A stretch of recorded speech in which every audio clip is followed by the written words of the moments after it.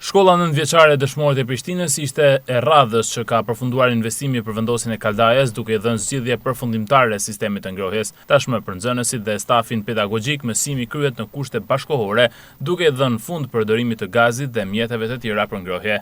Ka një diçka pozitive se kur kena takime prind ose kur prindi vinë të shohin që në shkollë, jo vetëm të kaldaja, po edhe te pjesa tjetër, po investohet, me të thënë drejtën, ka një impakt shumë pozitiv. E para, e dyta është investimin me kaldaj për me ngrohje, rrit edhe cilësinë e mësimit, nxënësit do të njihen komod në klasa, gjithsesi na jena shumë falenderues, po flas këtu edhe në emën të drejtorisë shkollës, të këshillit prindve, nxënësve por edhe të komunitetit. Për që kena pa deri tash është prit me shumë pozitivitet. Këtë shkollë për hir të vërtetës nuk është investuar qysh në ditën e krijimit të saj.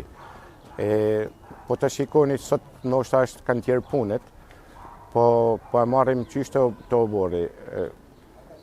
Qoftë edhe mbrëm, nuk është investuar edhe kjo është shtimi i kësaj vëmendjes për ne na ka vu edhe para disa objektiveve tjera që me investimet që po bëhet, por edhe na do jena të impenjum që ky ambient qoftë mbrëm, qoftë jashtë, do të ndrohet faqa për hir të vërtetës.